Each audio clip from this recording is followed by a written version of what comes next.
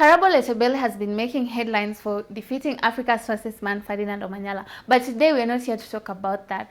Welcome back to another episode of The Hot Seat. I'm your girl, Abigail. So the 18-year-old sprint sensation has further confirmed that he will be relocating to the US with an aim of, furthering his studies while exploring his career. And why the US?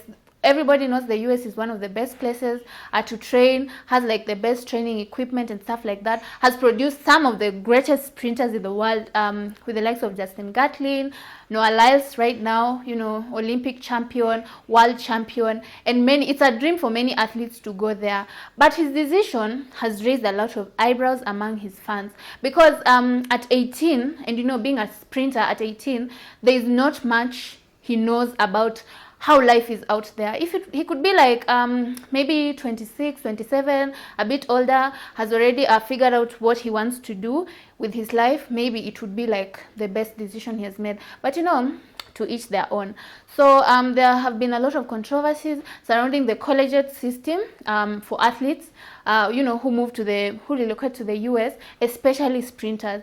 And some of the legends have talked about that issue, with the likes of Usain Bolt, who appeared on the Ready Set Go podcast and discussed how the Jamaican collegiate system, how the US collegiate system, affected most of the athletes. And that's one of the reasons why he did not relocate to the US. Because if you don't have a sponsor, and for this case, Karabo Letebele does not have a sponsor.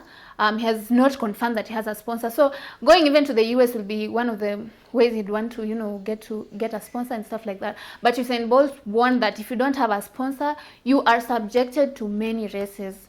And by the time you are a bit older and want to go professional or something close to that, probably you are done. You've been competing frequently because you don't have a say, you don't have a choice. And there are exceptions who went there and, managed to thrive. Look at Veronica Campbell-Brown, who relocated to the US and she became one of the greatest sprinters. But the reason behind that was because she already had secured a sponsor. She was being sponsored by Adidas, and at the time she had the liberty to choose where she wanted to compete because she was not under the NCAA. She was under Adidas. So Adidas gave her the liberty to choose where she wanted to compete, and that's how things went for her.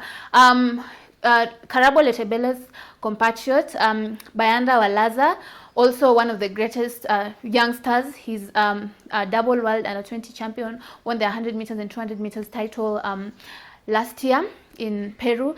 And he also received a scholarship, very lucrative deal, but he decided to stay in South Africa because he listened to the legend Usain Bolt. Also, Letsile Tebogo, the Olympic champion in the 200 meters from Botswana, said he does not want to relocate to the US because of their system. And these are legends speaking. So for Karabo Letebele, just at 18 years old, wanting to go and further his studies, do business management because he said that's what he'd like to do. He's been impressive this season, starting off by beating Africa's fastest man, continuing with his winning form and whatnot. And he was also he's also a football, he's a talented footballer, but now with his move to the US, definitely you can join the dots what he wants to focus on going forward. But is it really a good decision? A question that many fans have been asking themselves.